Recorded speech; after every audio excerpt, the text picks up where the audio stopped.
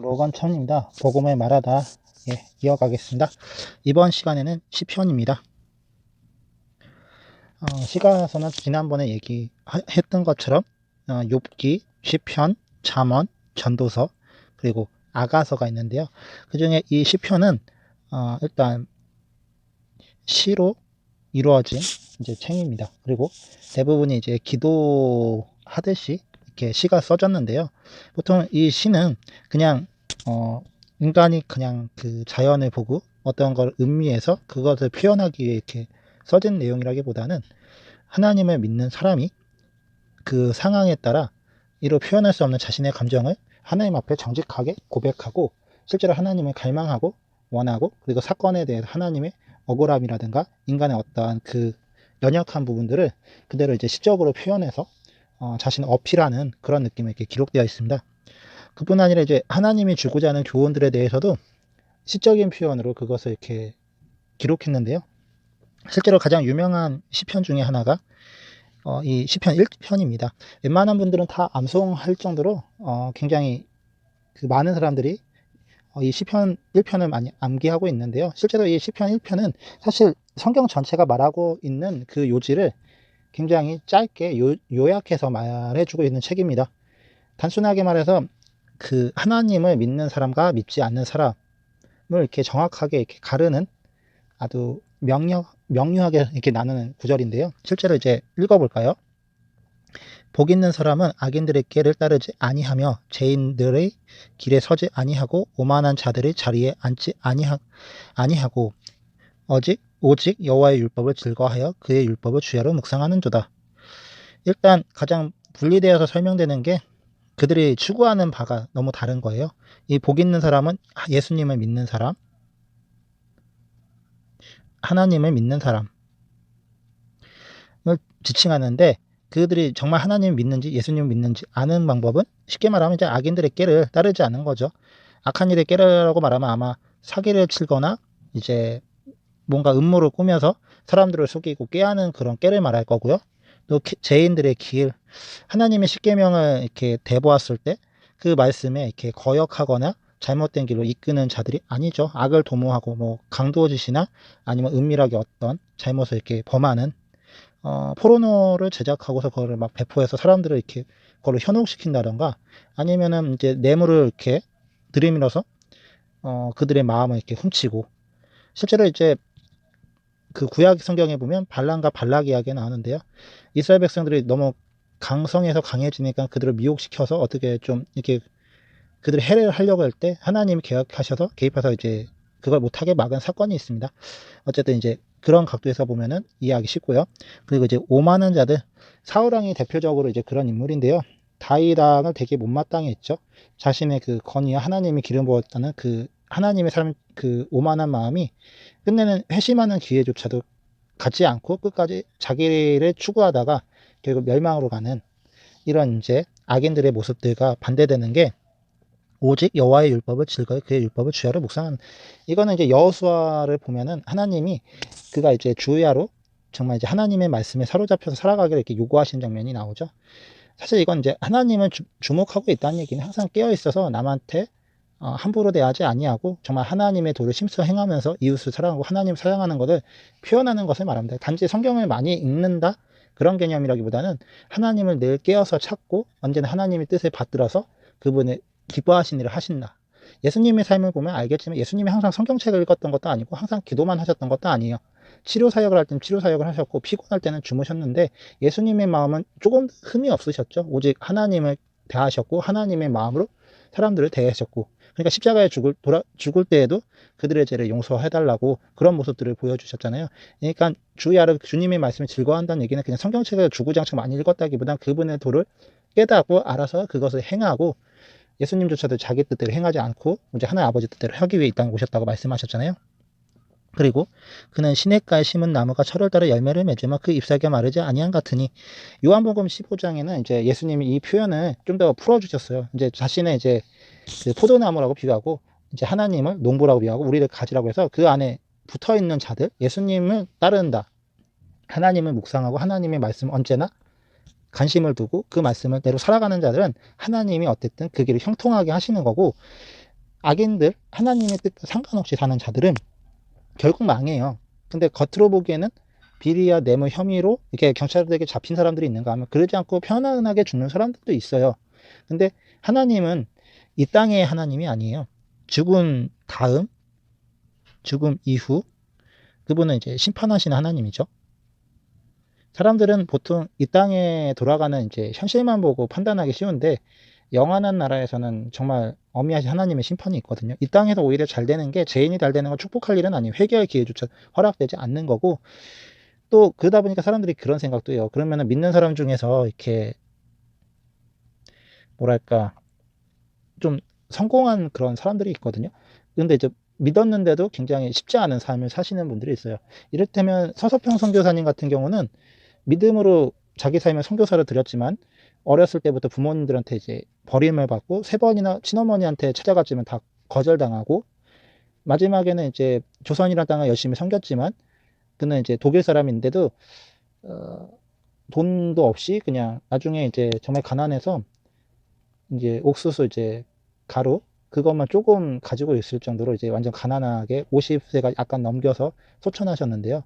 그분의 삶을 보면은 그렇게 열심히 한국 땅을 사랑하시고 섬겨주셨는데도 그분의 삶에는 마치 복이 없는 것처럼 느껴졌단 말이에요. 근데 그분을 통해서 이렇게 양육된 사람들 중에는 주기철 목사님 같은 분도 있었고, 정말 그를 통해서 정말 놀라운 분들이 이렇게 한국 사회를 빛난 인물들이 되게 많거든요. 이런 거 보면은 하나님이 원하시는 열매가 단지 이 땅에서 뭔가 많이 흥황하고 많은 걸 이루어내는 그것보다는 그냥 하나님의 뜻을 통해서 이룬 사람 통해 하나님 어떤 열매를 맺고자 하는지를 알게 하는 게 더 목적이 있을 거예요. 그래서 우리가 오해를 하지 말아야 될 거, 하나님이 주고자 하는 열매가 단지 이 땅에서 잘 먹고 잘 살고 번성하라 그것보다는 그 사람을 통해서 하나님이 어떤 역사를 나타내기 원하셔서 어떠한 분이 하나님을 드러내기 원하신다. 그래서 좀 조심스러운 얘기이기도 하지만 정말 그 사람이 하나님의 사람이고 하나님의 열매를 맺는 관점은 하나님의 성품과 하나가 돼서 그 마음이 드러나는 어떤 열매가 늘어날 거예요.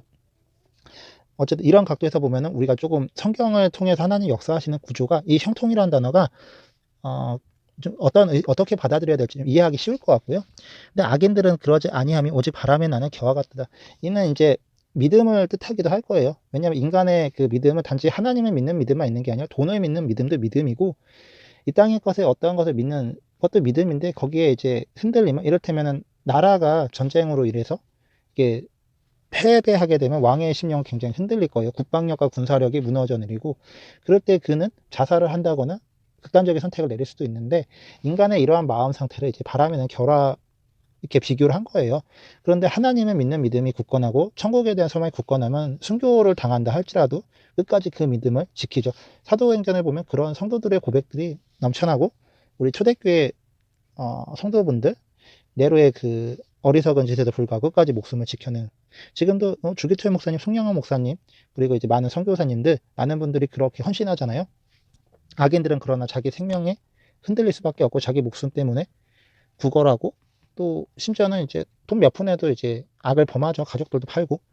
이런 것들을 보면서 이제 좀 하나님이 말하는 이 믿음이라는 것이 어떤 것인지 좀 생각해 볼 수 있고요.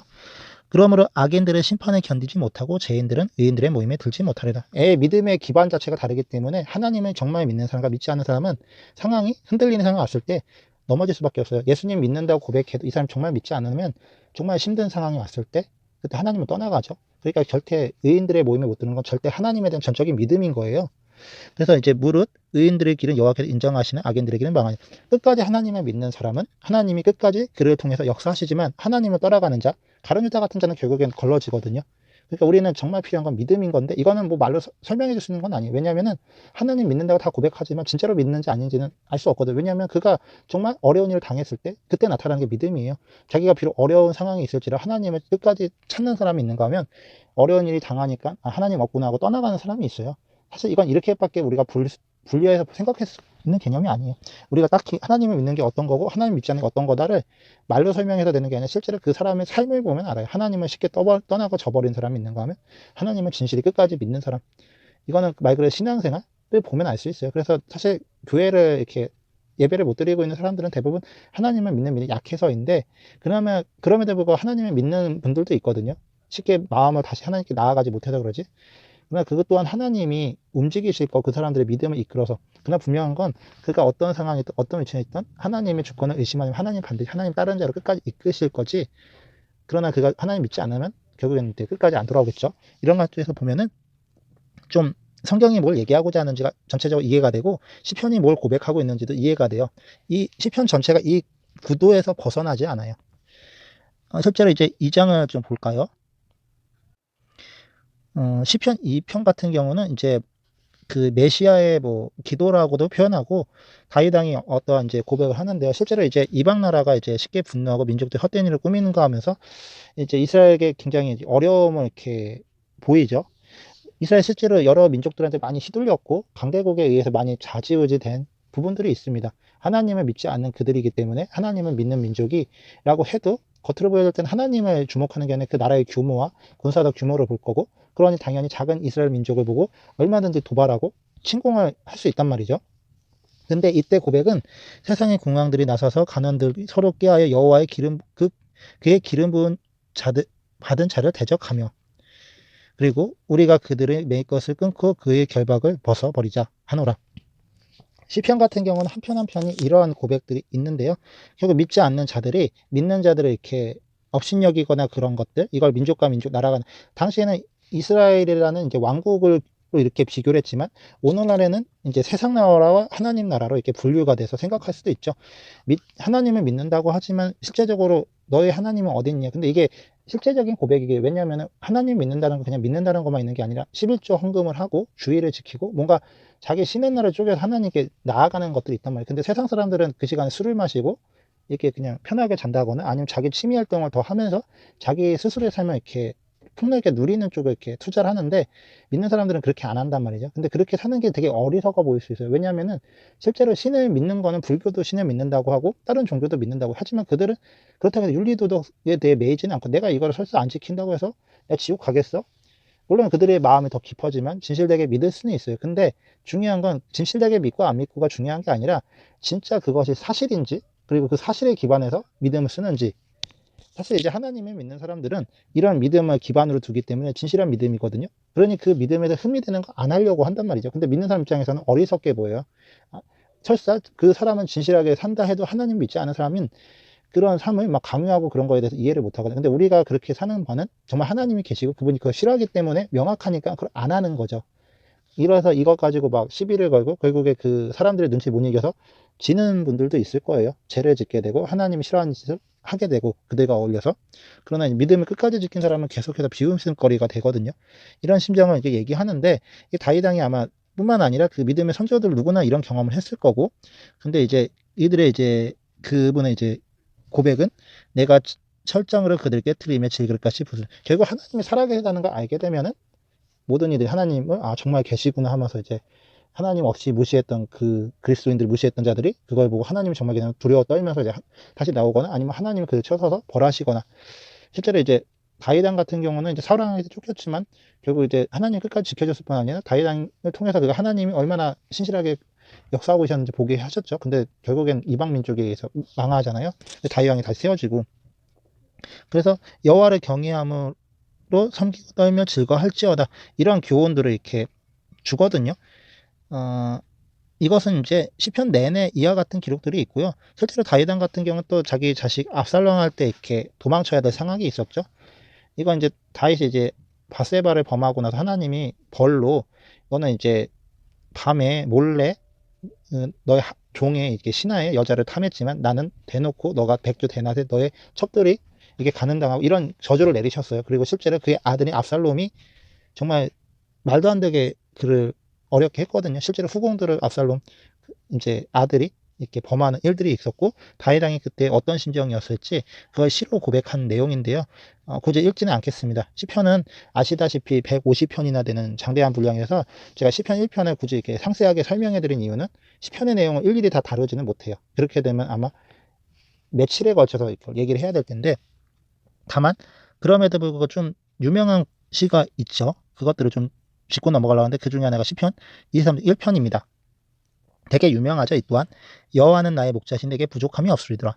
그가 나를 푸른 불밭에 누이심에 실만한 물가로 인도하시는도다. 내 영혼을 소생시키고 자기 이름을 위하여 의의 길로 인도하시는도다. 이 시편의 고백은 다윗왕이 실제로 하나님을 의지할 길이 없는 사울왕에 쫓겼을 때 그때 오직 하나님만 이렇게 소망하면서 이렇게 아마 기록하지 않았을까 싶어요. 그리고 하나님이 그는 항상 죽음을 두고 살았죠. 사울왕한테 쫓겼고 적진에 들어가서 또 생활해야 됐고 그는 살아남기 위해서 같은 민족이 아닌 다른 민족은 악랄하게 처단하여 죽이기까지 했으면서 그러면서 생존을 위해서 필사적으로 살았습니다. 그러니 그가 인간적으로 봤을 때는 그렇게 선한 왕은 아닐 수도 있어요. 그러나 그가 믿는 믿음에 대해서는 절대적이었죠. 그는 살아남기 위해서 전력을 다했으나 절대적 하나님을 신뢰했고 실제로 사울왕을 죽일 수 있는 기회가 있었음에도 그렇게 하지 않았죠. 끝까지 하나님을 믿는 믿음인데 그것을 현실적인 고백으로 이렇게 올린 거예요. 그러니까 여호와는 나의 목자니 내게 부족함이 없으리다. 가난하고 헐벗은 것 같지만 내 생명이 부지되고 내가 먹고 사는 것, 이 모든 게 하나님의 뜻에 달려있다. 이건 실제적인 물질의 어떠함을 얘기하는 게 아니라 실제로 나의 생명의 근본이 하나님께 있다라는 고백이고요. 그리고 푸른 풀밭에 누인다. 사실 이것도 항상 죽음과 그런 두려움 속에서 내 생명이 하나님께 있다라는 실제적인 믿음인 거죠. 그러니까 아무리 노숙을 하던 아무리 생명 위험을 느끼던 사람이 나를 어떻게 하는 게 아니라 하나님 허락 안 하시면 난 죽지 않는다. 그러나 하나님 허락하셨다면 그때 목숨을 잃겠죠. 예수님과 스데반이 그렇게 순교당했던 거죠. 그러나 다니엘 같은 경우는 사자굴에 들어갔지만 하나님이 보존하셨고 그의 세 친구도 불 속에 들어갔지만 살아남았잖아요. 이건 생명의 근원이 하나님께 있다라는 뜻이죠. 예를 참고로 이제 예레미야 같은 경우도 하나님이 그 어린 한 선지자를 통해서 타락한 자신의 동족들을 향해서 돌이키라는 명령을 계속 하라고 했는데 이때 하나님이 그의 생명은 지킨다고 하셨고 실제로 이스라엘 백성들이 이제 끝까지 안 돌이켜서 멸망당했을 때 바벨론에 의해서 그때 예레미야는 끝까지 생명을 보존했죠. 대신 그는 이제 나라를 민족 그 아픔으로 예레미야 애가를 기록했고요. 그만큼 이제 하나님을 믿는 믿음이라는 건 절대적인 거예요. 눈앞에 보이는 그런 현실적인 어떠함보다도 더 생명을 지키신 하나님을 믿는 믿음인 거죠. 우리가 빚을 져서 막 빚쟁이나 쫓기거나 이런 실제적인 어려움 속에서도 우리는 하나님을 믿는 믿음으로 살아가는 거예요. 내가 설사 잘못해서 자수를 하더라도 하나님을 믿으면 그 감방 안에서도 하나님 나를 위로해 주시고 또 하나님 그런 거에 기회를 주시면 내가 비록 죄는 졌지만 이제 용서를 받고 새 사람으로서 또 삶을 살게 하실 거고요. 내가 사망의 음침한 골짜기를 다닐지로 해를 두려워하지 않는 것은 나와 함께 하심이 주의 지팡이의 막대기를 나로 아니함이라. 하나님은 절대적으로 지켜주는 섭리인데 이것은 뭐 사도 바울의 삶을 봐도 알겠지만 그는 항상 죽음 가운데 내몰려 있었어요. 엄청 두들겨 맞고 굶기도 하고 추위와 군핍과 가난한 속에 있었지만 그는 마지막에 순교당할 때까지 60평생을 하나님께 이렇게 붙들려서 정말 생명의 그 제한 없이 복음을 마음껏 전하는 통로를 섰고 마지막에 그는 그렇게 고백하죠. 내가 죽을 줄 알지만 끝까지 가서 복음을 전하겠노라.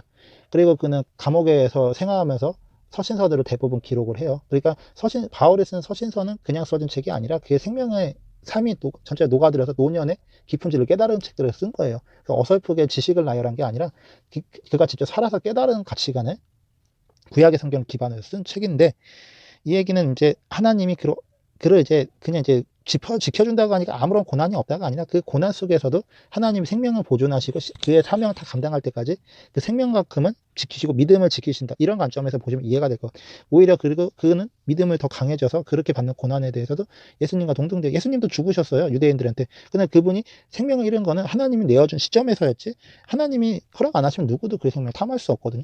사도 바울이 이렇게 잡혔을 때도 이제 그 바리새인들이 막 죽이려고 음모를 했지만 오히려 그는 그 로마 군대의 보호를 받고 이렇게 포로로서 또 가게 되고 이런 일들이 있는 거죠.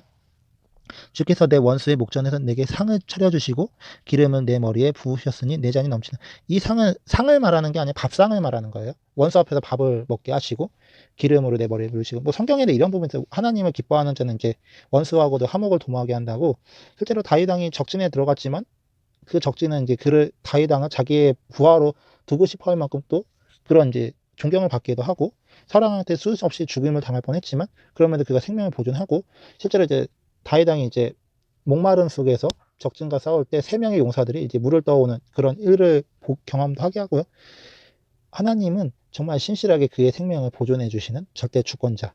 그래서 내 평생의 선하심과 인자심 반드시 나르다니 내가 여호와의 집 영원히 살리라.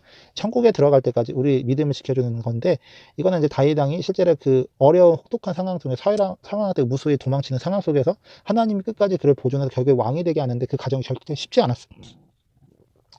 않았지만 그러면도 하나님이 끝까지 보존해 주시는 그 과정을 통해서 하나님이 정말 내 영혼을 지켜주는 것 그리고 이와 같이 끝까지 하나님의 상에 입성할 때까지 자기의 삶을 보호하신다. 그래서 실제로 그가 잘못했을 때 엄하게 혼나기도 했죠. 바세바 범했을 때 그는 정말 죽을 뻔한 고비를 걸고 그러나 그의 생명은 역시 보존되었고요. 이런 관점에서 보면 성경에 대한 흐름은 이해하기가 쉽죠.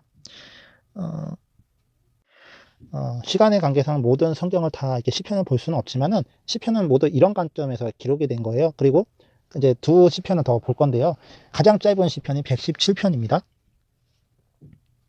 너희 모든 나라들아 여호와를 찬양하며 너희 모든 백성들아 그를 성충할지라. 우리에게 향하신 여호와의 인자하심이 크시고 여호와의 진실하심이 영원함이로다. 할렐루야. 사실 이제 성경은 선교라는 이 부분도 같이 다뤄요. 왜냐하면 하나님이 열방을 다 창조하셨고 이방 민족이 바벨탑 사건 다 흩어졌지만 사실 하나님이 그를 흩으신 목적은 그들의 죄악 때문에 하나님이 심판해야 되니까 어쩔 수 없이 그들을 흩어지게 하심으로써 1차적으로 보호를 하신 거예요. 그렇게 해야 자기들끼리 의기투합해서 하나님을 대적하기보다는 자기들끼리 싸움으로써 하나님을 대적하는 게 아니라 자기들끼리 좀 아수라장적인 삶을 살거든요. 하지만 그런 가운데 있어야 하나님이 역사를 하시면서 그들이 잘못된 걸 좀 돌이킬 수 있고 그런 기회를 또 만들 수도 있고. 사실 이제 다윗 왕이 이 고백을 한 건 자신들을 지켜줄 하나님을 높이라, 우리의 부하가 되어서 그런 관점이라기보다는 원래 이 세상의 주인이 하나님이고 그 하나님의 마땅히 열방에 찬양하고 높여야 되는데 이방 민족들은 모르지, 하나님이 모르니까. 그래서 이제 그리스도인이 되었다라는 건 이제 그런 믿음에서 봤을 때 온 열방에 있는 민족들이 하나님께 돌아와서 그분의 이름을 높이고 그분을 우리 어떻게 구속하셨는지, 그래서 우리를 구속하신 분이 실제로 어떤 하나님인지 이렇게 아는, 그분의 이제 영원한 찬양하는 이런 짧은, 굉장히 짧지만 강력한 구절이죠. 그리고 이제 마지막 하나 더 볼 것은 시편 119편인데요. 이 시편 119편은 엄청 깁니다. 알기로는 이제 히브리 이제 문자를 이제 전부 나열해가지고 그것을 기록했다고 해요. 알파벳, 우리나라 말로 하면 기역, 니은, 디귿, 니읒이 있다면 기역 가나다라 해가지고 가는 가난하지만 나를 위로하신 하나님 해가지고 하는 하나님 완전하시다. 이렇게 가나다라를 이렇게 순서대로 이렇게 시편을 기록했다고 해요. 8마디씩, 8절씩 끊어가지고. 그래서 이 시편은 총 176절까지 있는데요. 양을 잃은 양같이 내가 방황하오니 주의 종을 찾으소서. 내가 주의 계명 잊지 아니함이로다. 그래서 결국에 이제 주의 계명을 이렇게 노래하는 걸로 끝나는데 실제로 119편을 보면은 하나님의 법에 대한, 그리고 그 법을 통해서 자기가 어떻게 교훈을 받고, 그리고 하나님이 법이 무엇을 말하든지 율례와 규례와 계명 등을 굉장히 많이 이렇게 찬양하는 식으로 이렇게 시편이 구성되어 있어요. 사실 결국 하나님을 제대로 알게 되고 이해하게 되면은 다른 어떤 부분보다도 하나님의 말씀을 깨어서 반응할 수밖에 없고, 그 말씀을 좀 하나님이 교훈하신 바가 무엇이며 그 교훈이 무엇인지 알게 되면 그 교훈대로 살고자 하는 욕망이 생기고 그 말씀을 지킴으로써 정말 진실되게 이 땅에 사는 것이 무엇인지 더 깊이 새기게 되거든요. 사실 믿지 않는 자들이라 할지라도 이러한 명언이나 어떤 유명인들의 이제 교훈을 가지고서 그거를 평생의 양식으로 삼고 그것을 가치관을 따르면서 사는 사람들이 있어요. 근데 우리는 이제 다른 어떤 가치관이 아니라 하나님을 믿는 믿음에서 하나님의 말씀을 따르고 그분의 말씀대로 살고, 그러다가 일어나는 여러 가지 어려움, 아픔, 시련들, 하나님을 믿는데 또 찾아오는 그런 어려움들, 그때 이제 그 다윗 왕이라든가 모세라든가 여러 지인들이 그 마음들을 시로 표현해 가지고 그때그때마다 하나님께 어떻게 도움을 요청하고 간구했는지, 그리고 하나님이 말씀을 통해 어떻게 우리를 이끄셨고 그 말씀이 나의 삶을 어떻게 충만하게 해왔는지 등을 이렇게 표현하는 글인데요. 시편은 전체적으로 굳이 안 보더라도 시편을 쭉 읽다 보면은 어떤 마음이 전달된다라는 걸 알 수 있고, 이로 인해서 이제 시편에 대해서 이제 정리를 하자면 우리가 이제 하나님에 대해서 이제 갈망하는 그런 영적인 교훈들이 시편에 이제 녹아져 있는 거죠. 예, 오늘은 여기까지 하겠고요. 다음에 또 이어나가도록 하겠습니다. 감사합니다.